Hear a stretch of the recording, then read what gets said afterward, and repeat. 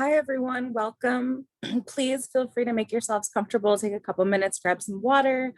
We will get started in a little more than 5 minutes. Please mute yourselves unless you want to say hi. You're also welcome to do so in the chat.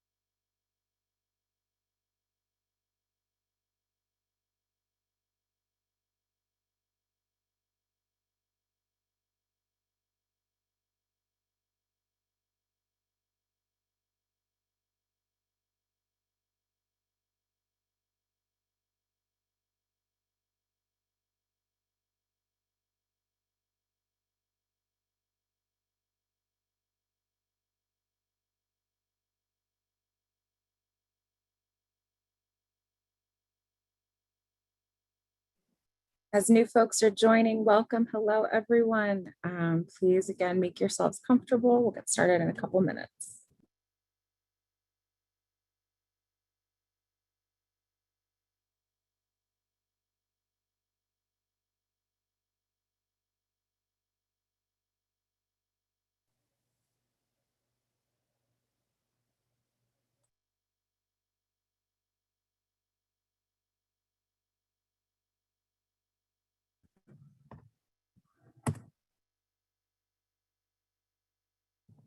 Yeah.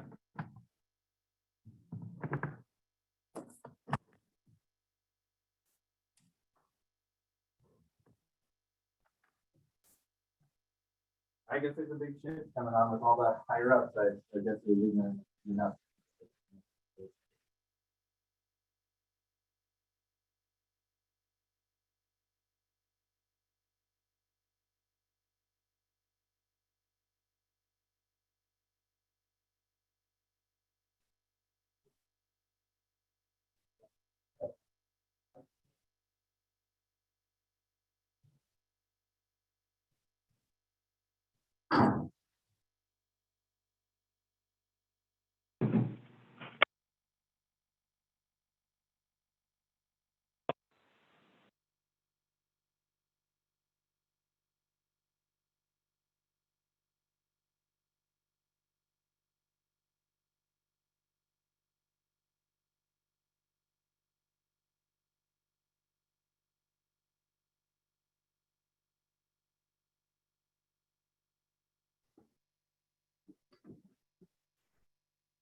Hi, everyone. Welcome to Everyone is a Helper, Psychological First Aid and Strategies for Sustainability.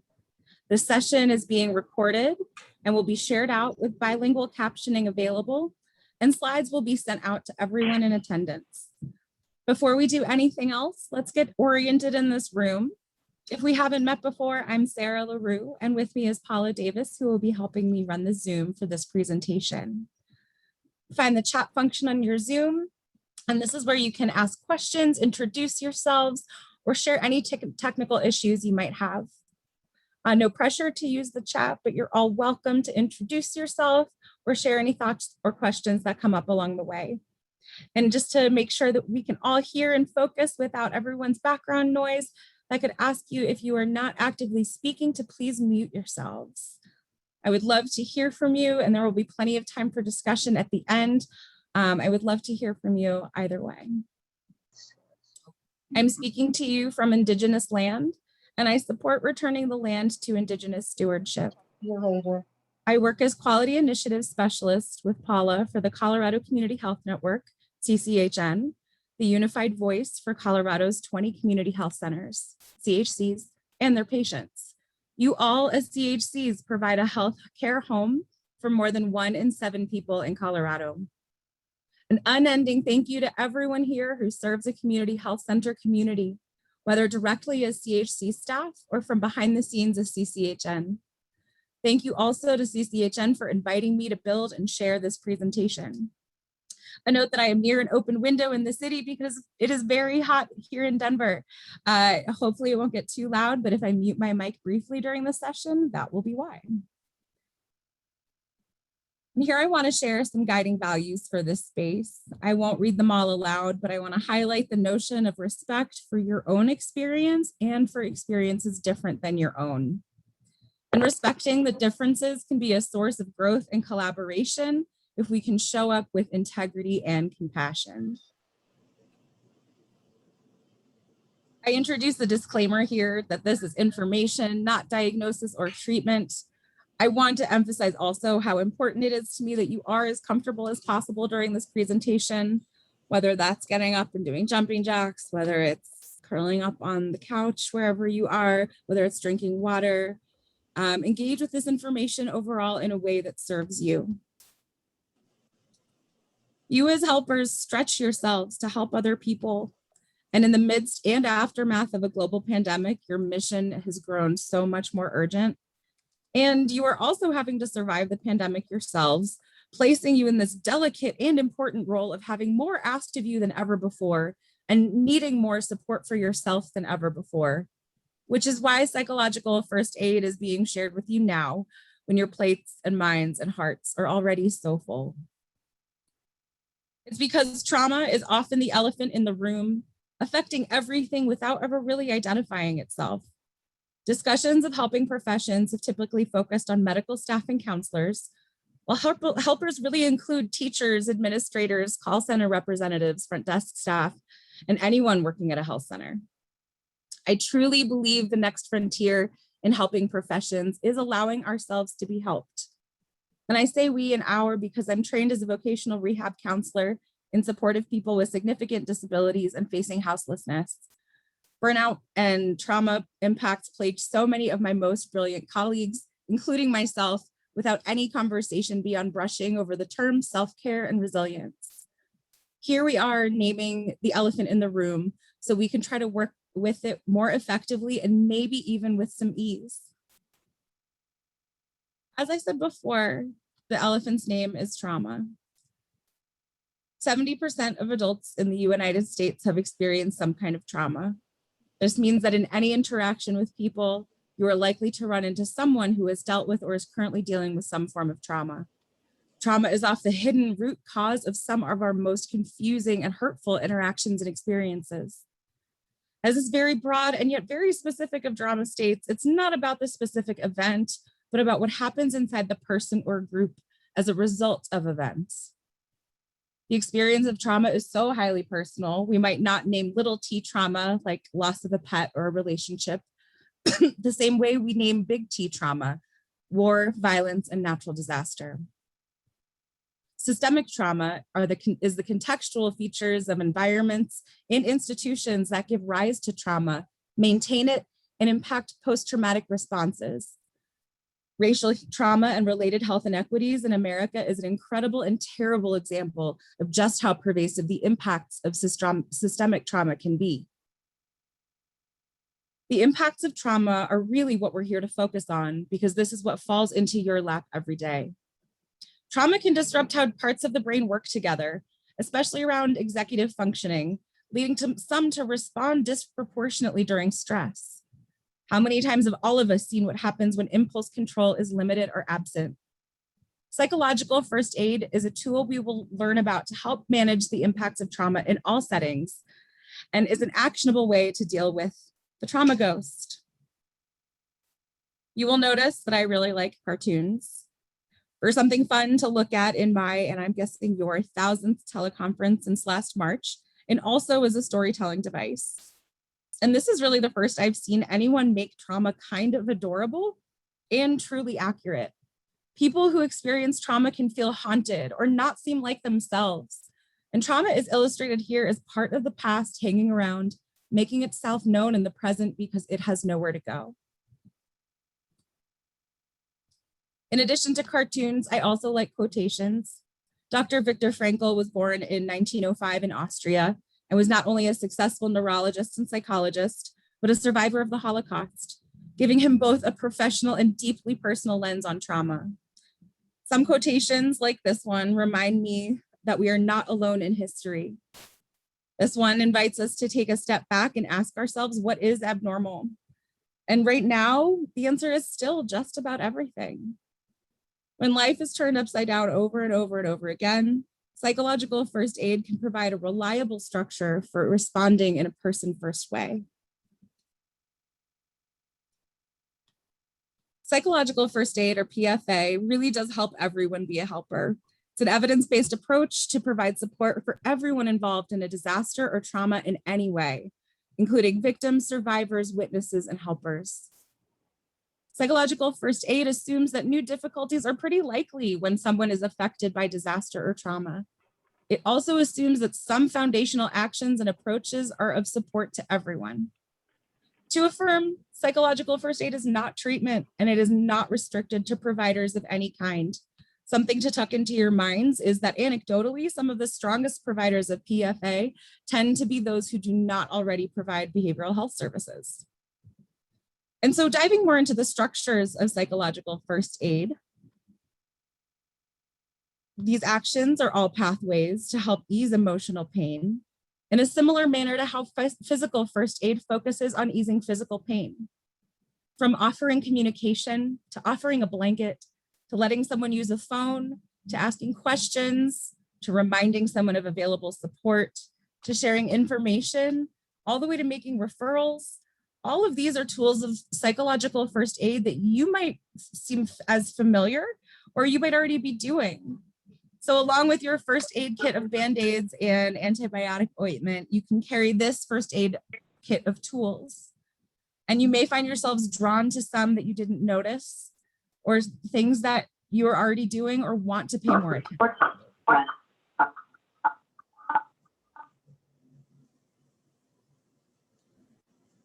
Here we take a deeper dive into what each of these core actions of PFA could look like in your health center. I want to use this as continuing affirmation that you and your health center are already providing PFA, and that by naming it and encouraging it in each other and yourselves, you little by little can empower and strengthen yourselves and your teams around these foundations. Whether updating referral systems, amplifying screening for vulnerable patients and staff, or asking a colleague how they're doing, PFA empowers everyone to be a helper in their own lane and to look out for each other. One of my favorite aspects of PFA is its true accessibility that anyone can give and receive. And diving into the second half of the psychological first aid core actions, I really want to emphasize here not underestimating the importance of practical assistance, especially as a health center. Food and housing insecurities are substantial social determinants of health, and they're high, and resources are low not only for patients, but for your colleagues. A few CHCs have food pantry collaborations so patients can receive nutritious food in non-stigmatizing ways as part of their healthcare. I wonder how you can further empower your community and staff in need, and I wonder how you already are. Now we're going to talk a little bit more about another sneakier elephant in the room that I mentioned a little bit earlier, but it calls for psychological first aid. Because what about when the cause of the difficulty is not any trauma that you personally yourself have faced, but trauma either you are surrounded by or heard or hearing about? If we weren't in a judgment-free zone before, let's get there now. Because what we are here to talk about is you and the unique challenges you and your colleagues face by taking on the difficulties of a traumatized population. There are a lot of different words to describe what can happen to helpers, from secondary trauma to compassion fatigue to vicarious trauma. I will use burnout throughout most of this session, but want to emphasize how related burnout can be to trauma. How does it happen? It is much like trauma itself, highly individualized. Everyone has their own unique capacity to deal with the pain of other people, whether it is listening to people's stories, connecting people to direly needed care or resources, analyzing data, or any kind of supporting role in an emergency. As we see here, it only takes 4 to 6 weeks for high stress exposure to change the brain. The specific impact is again individualized, but neurotransmitter balance shifts further away from rest and digest and much closer to fight, flight, freeze, and fawn. Adrenaline and cortisol go up as our brains try to prepare us for the next stressor, and the internal system that keeps us recognizing our positive experience shrinks its functioning: oxytocin, dopamine, and serotonin. So as our systems take on more and more, we can become more and more stressed out with less and less ability to recover. Just thinking about how can this be sustainable? I really want to cite burnout here kind of urgently as the main occupational hazard in helping professions. If we can identify it as a potential and understandable result of caring for vulnerable and often neglected populations, not to mention during and in the aftermath of a global pandemic, disproportionately impacting you and your communities, then we can not only respond, but take proactive steps to prevent future severe impact. One term I really like for this is psychological PPE. Instead of thinking about physical protective supplies, we think about emotional supplies, whether that's 2 minutes of a break, whether that's a call with a supportive mentor. We have to prepare ourselves for emotional impact when we can and allow for adequate healing after an injury, just as we do with physical safety. We'll talk more about these preventive measures toward the end of the presentation, because I do not want to skip over the hardest, most uncomfortable part of identifying the problem. And to help us with that, we're going to get a little bit personal, but we're going to show each other solidarity and support. I really want to hear from you, but I do not want to burden you with anything else. So I'm only going to ask you for 3 words today, one at a time. If you'd like to participate, please pull up your chat box and type in 1 word about how you feel as a helper right now in this crisis or in its aftermath, wherever it feels like it's landing for you. 1 word about how you are feeling as a helper in this crisis. Give everyone a moment to just kind of sit with that and feel what it feels like right now. And I'm going to take a drink of water.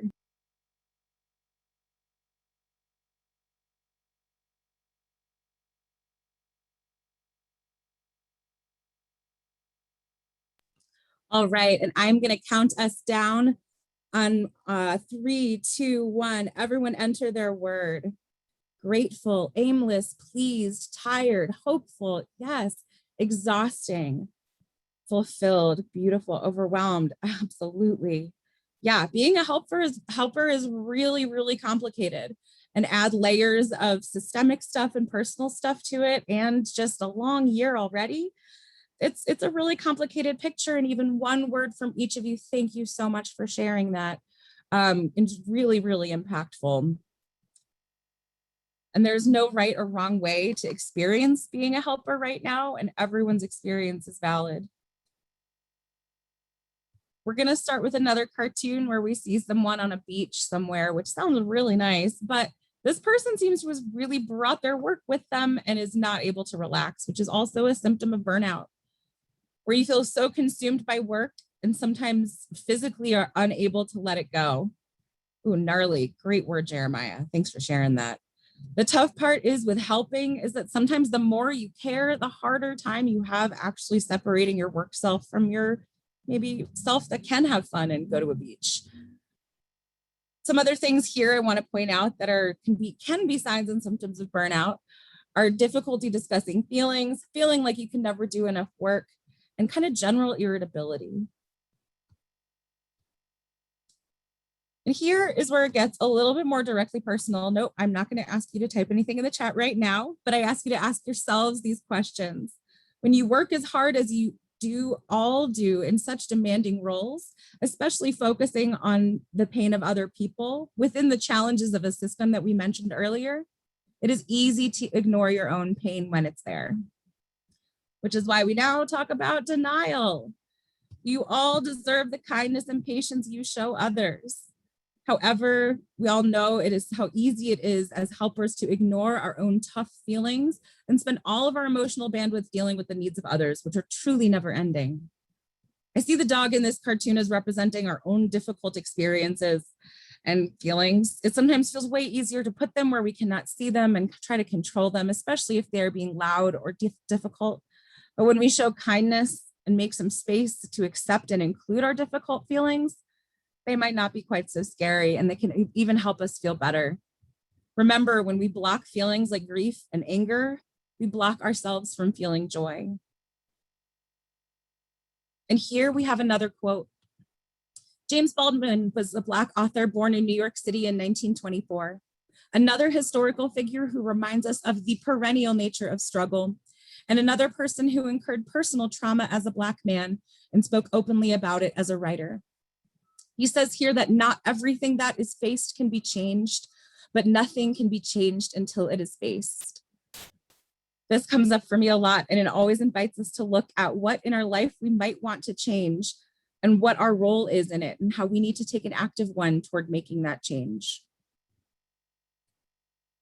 As with any health-related condition, there are risk factors for burnout.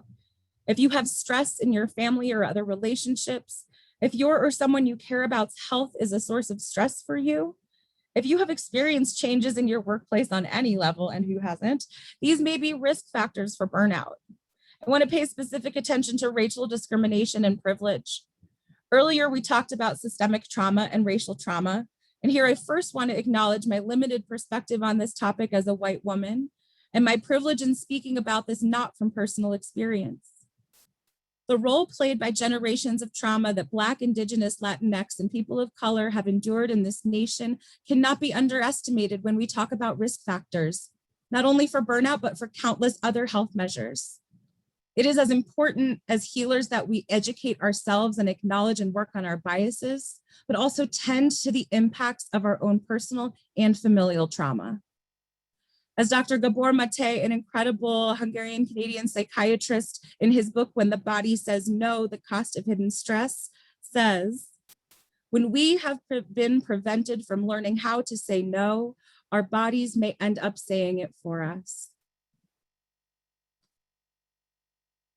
And here we get into a more in-depth look at some of the ways that burnout can show up as the body starts to say no. I again ask you to be honest and gentle with yourself if you see anything familiar on this slide. Staying busy, overworking, and rejecting closeness are ways that the nervous system keeps itself in a traumatized state, not by choice, but because of those neurotransmitters we talked about earlier, adrenaline and cortisol, who are running the show. With that comes hypervigilance and that tired but wired self that perpetuates itself, much like this drained battery here. Whatever the symptoms might be, whatever the signs, the impacts of burnout are often first noticed by the people around us, which is where psychological first aid can really come in handy to provide compassionate, preventive, and appropriate interventions. Another sign that burnout has taken hold can be seen around job performance, and it can show up in one of two ways.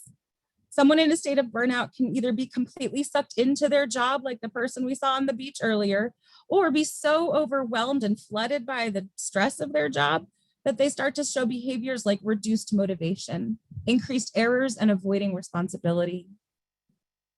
Even and sometimes especially when someone cares deeply about their work, once they have passed their capacity for other people's trauma or even their own, it can seem like they don't care because of burnout symptoms. This is where psychological first aid administered by a caring colleague can be truly impactful. And so next, I want you to think about a goal. And again, we're gonna give you some time to put this into the chat, but not press enter yet, because we're gonna share those words all together. But one word about how you want to feel in your role as a helper. One word, take your time, get into your body a minute, just long enough for me to take another drink of water, because it's really hot in Denver today.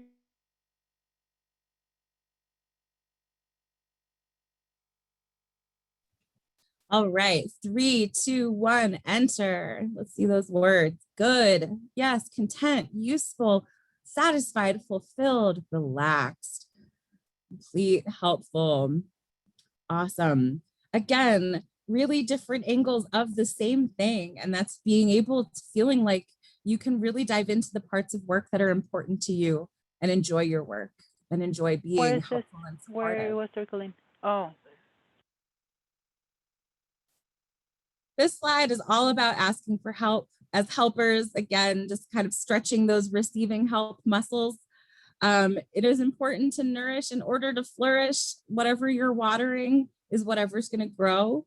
And, you know, there are all kinds of metaphors here, the battery metaphor, the plant metaphor, whatever speaks to you.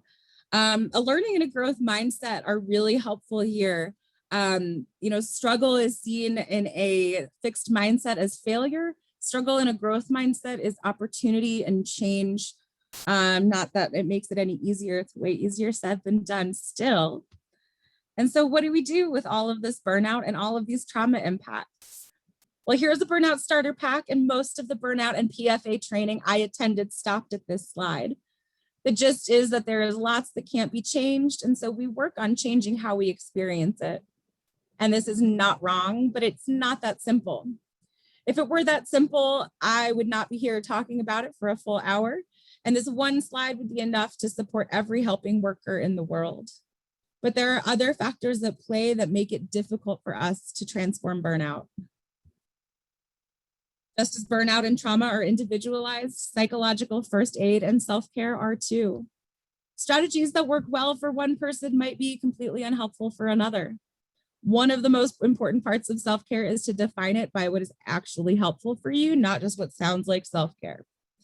There's been some rejection of the term self-care for the way it has been co-opted by marketing firms and corporations, but I really propose a radical reclamation of the word, especially where you are right now. Self-care, especially in a helping role during a pandemic and after, is truly essential so you can attend to your health while continuing to care for communities. Self-care is community care and self-care is survival. Self-care is those 2 minutes you give yourself to breathe between patients with complex needs. Self-care is calling your mentor. Self-care is using your PTO and advocating for more. I could go on and on and on. You can see here that the donut maybe is not having the self-care experience they were hoping for here and seems pretty distressed.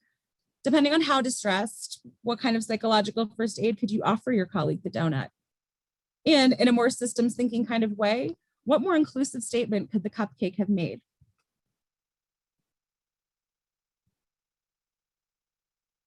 Here's some more guidance for managing and transforming burnout, much of which embodies the principles of PFA.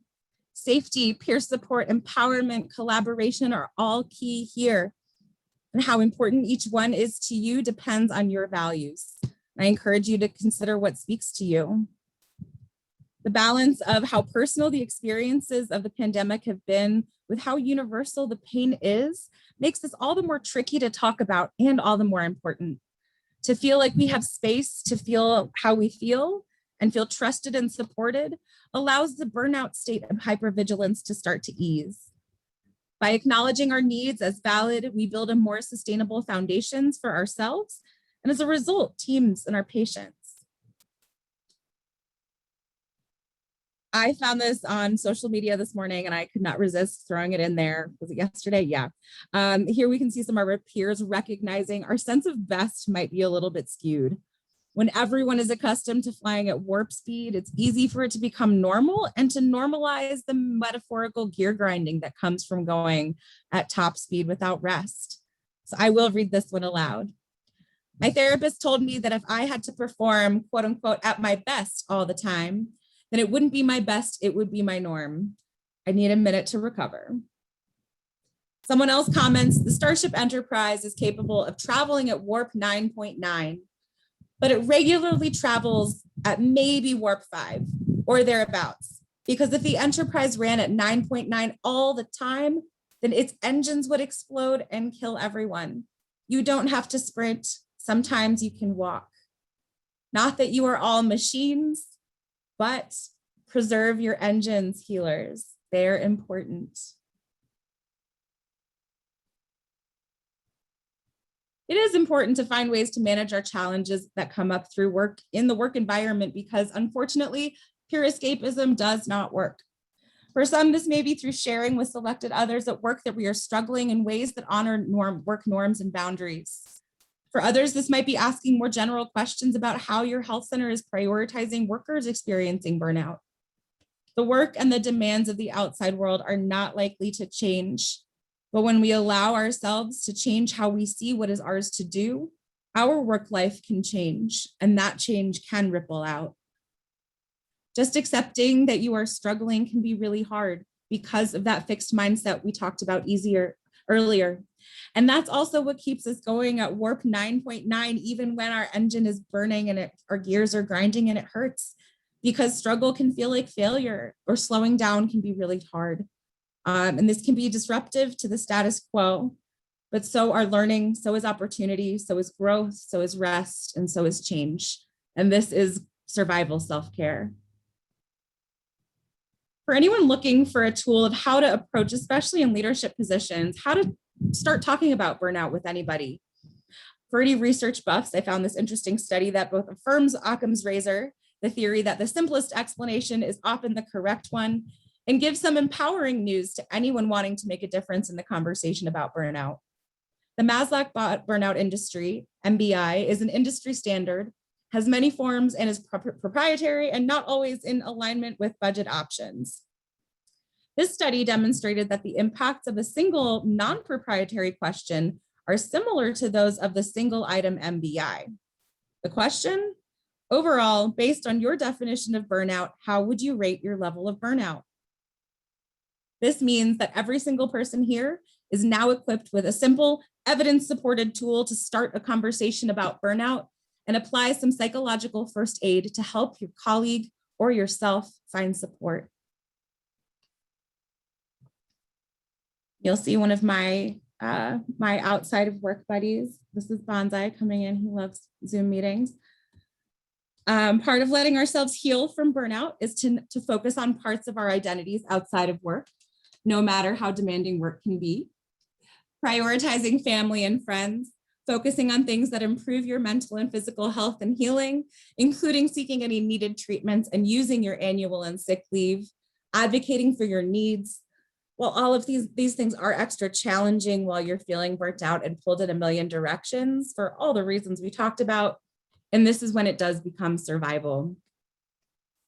And this is why the emotional support dog is doing its thing in this cartoon, not only because pets can be great sources of support for well-being, but because even when we are not open to receiving help, I swear we did not plan that timing, help is often waiting for us to notice that it's there. Like any muscle group, you all have been working at providing help nonstop. Those muscles are really strong. The counterbalance of receiving help is another set of muscles that may take some time and some effort to get loosened up. All right, I have one more question for you. Oh, yay, cats. Thanks, Maureen. Good to see you. One more question for you all. One more word, one goal for yourself to take care of yourself this week. I named a couple of ways that we can take care of ourselves, and you can see one way that my life takes care of me in some ways. I wonder if anything came to mind as something you want to commit to giving yourself this week. Please type your word into the chat. This can be a phrase, yeah, yoga or hot bath. Let's do it. 3, 2, 1. Everyone's ready with those goals of what they want to do. I love that.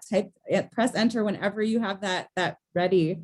Presence, great goal. Get 8 hours of sleep, kayaking, craft beers, reading for leisure, alone time, camping, offline earlier. Great goal.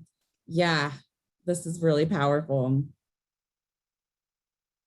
Sleep, beautiful.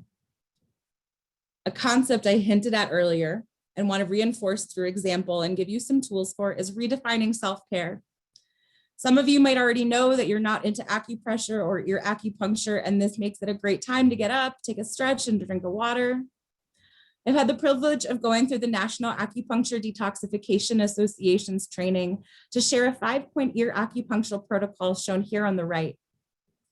NADA is an adjunct treatment that has its roots braided in with the revolutionary nature of the CHC movement. NADA AccuDetox was developed in the 1970s in the Bronx as a response from the community to the insufficient support to patients available at the Lincoln Hospital who were in recovery from heroin and crack addiction. Research has shown that AccuDetox provides additional benefits even for those not recovering from these addictions, including a reduction of trauma symptoms and anxiety, increased coping abilities, and better sleep. Since it can be delivered in both COVID-safe and group environments, it offers untapped health benefits for communities and recovery of all kinds. This process is one way I can offer both my self-support and share a wellness practice with my communities. And even without attending any training or using any tools, you can feel and share the benefits of acupressure here and now. The 2 points highlighted in the image on the left are called Heavenly Pillar, or the 10th point on the bladder meridian, and they can offer relief from neck pain and also a little bit more. Does anyone else here, anyone here feel like Atlas holding the world right in that spot, right on your shoulders? This point is used to bring harmony between mind and body and can be helpful in calming stifled emotions that can feel stuck in between. To find this point, if you're interested, press in a firm but gentle way, one finger width down from the base of your skull and one finger width out from your spine. It's usually right around where the hairline might be. Pressing in and out, making small circles can be really calming, and it's a bonus nice neck massage. Because luckily our brains and bodies really want to feel well and healthy, which is what brings us to resilience. I am almost as tired of this word as I bet you all are, because it's a buzzword that flies around because it's built and tested in tough times. And resilience can be used as a catch-all for the immense intellectual and emotional strength you as healthcare workers pull upon daily. Being called resilient is indeed a compliment, and it can never replace adequate support and empathic leadership. I use the ocean as a metaphor here because we each have our own tides and cycles of resilience. If you are not feeling very resilient right now, that is okay. It does not mean you are not resilient, and it does not mean that your resilience is not working for you. This is where supporting each other is extra important, since our waves of resilience are bound to be different. Adam, Sisyphus, yeah, that is a really powerful image to be. Sisyphus is the legend or the myth where someone is pushing a boulder up this really tall mountain. I believe I might be getting my details wrong, but as soon as he gets to the top, it falls down to the bottom again and he has to start over. And so this is actually, your timing, Adam, is awesome. Again, I swear we didn't plan this, but because our waves of resilience and ability to be pushing the boulder up are all going to be different. This is where relying on each other and really everyone being empowered to help each other and to ask for help when they need it. That means you can do a round and then hand it off to your colleague. Maybe you're running at 9.9 for one session or 1 week, and then you can pass it off. This is where we can come in and support each other. In that vulnerability, there is strength. To supplement these waves of resilience that are in this room, we see this flower growing through concrete. This is post-traumatic growth, a theory about the potential long-term impacts of trauma developed in the mid-90s that holds that people can develop new understandings of themselves and the world they live in and how to relate to other people following personal development brought on by trauma. This is not toxic positivity, as it goes alongside deep healing and sometimes hard work to integrate trauma into new and supportive facets of identity. Both of these concepts are not catch-alls, but they are important reminders that resilience can return and trauma healing is possible, and that it is important to support these practices and processes in each of our lanes. Psychological first aid asks us to lead with the notion that we do not know the depths of pain someone may be working through right in front of us in any setting, and the invitation to lead with humanity and grace for collaboration. Within the huge field of what we have discussed today, let's bring it back to the question of what is mine to do. Each one of us brings in unique roles and expertise to the table. We are all communicating constantly, using our words to build the spaces we lead and inhabit. Medium published a great article with some things to consider around trauma responsive communication that can support core actions of psychological first aid, including putting your humanity before your expertise to prioritize trust and connection. Less is often more is one of my favorites and really challenging for the poet part of my brain, but so essential in all settings to understand that stressed brains are focused on surviving, not learning specific details. And we never know whose brain is how stressed. I will leave this slide by highlighting the notion of information self-care, which I love, both noticing how you feel when you take in information produced in a certain way, and thinking about how you want others to feel when they are communicating with you. What often happens in groups, especially of helpers in a crisis, is that everyone wants to be strong for each other. This can be really powerful and positive, especially where there is shared focus on goals and hopes. But it can be a tough standard or expectation, just like expecting everyone to always be traveling at warp 9.9.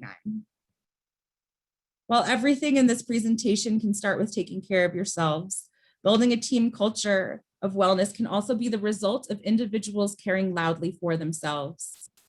This is an area where we can all be leaders, and leaders have the privilege and responsibility to model the culture we want to build.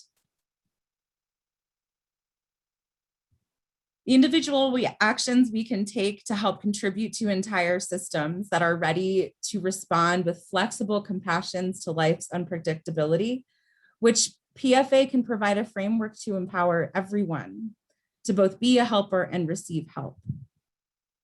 This is why the topics of psychological first aid and trauma responsiveness are near and dear to my heart, as well as my professional knowledge. It's a personal responsibility I take on as a means of becoming more committed to anti-racism, acknowledging that racism is the foundational trauma of our country and built into most of our systems. One of the great things about PFA and trauma responsiveness is that they do not require that you rehash old trauma.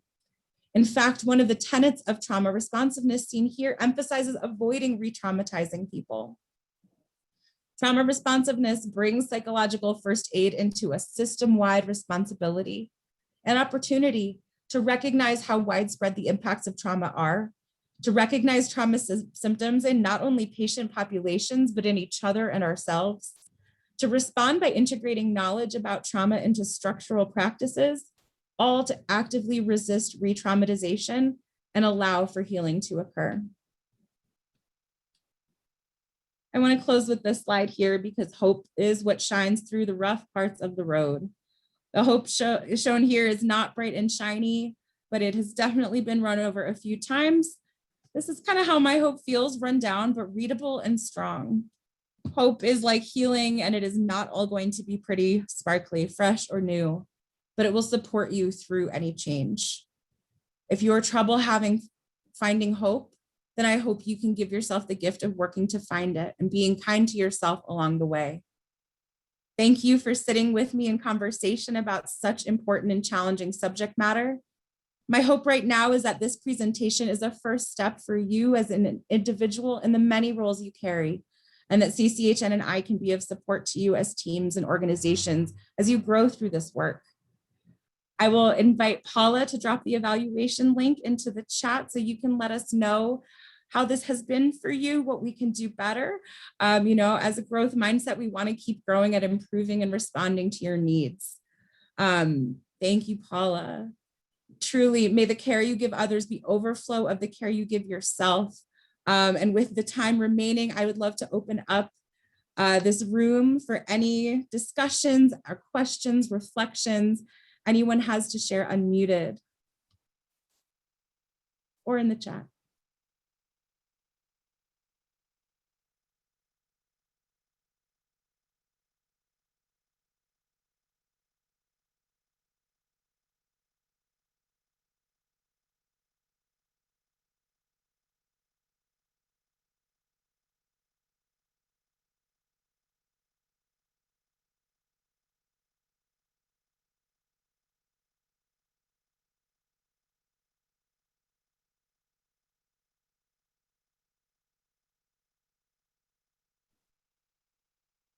I'm so glad the photo has the same impact on you, Maureen. It relaxes me a lot to look at too. As folks are starting to grab whatever time they can back into their day, you are more than welcome to do so. Your time and your presence and your effort is so, so appreciated. There's always enough. My contact information will be here. I will be hanging out in this room for a little while. And I want to leave you with music from the late, great Sharon Jones.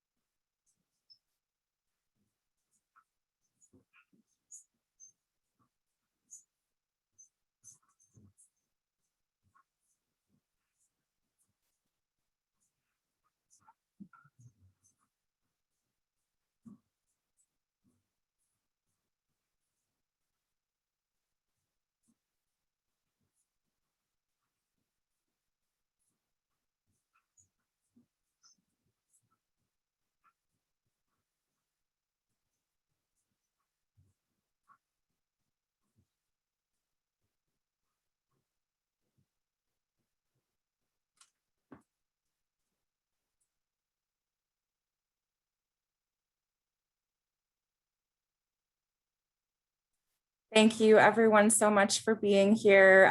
You're always welcome to ask any questions, whatever mode is blessed for you. I don't know if you could hear that song come through, but it was Sharon Jones and the Dap Kings, Stranger to My Happiness. So I wish you a happy weekend, a happy Friday, a good rest of your day, and may you get to know your happiness a little bit more.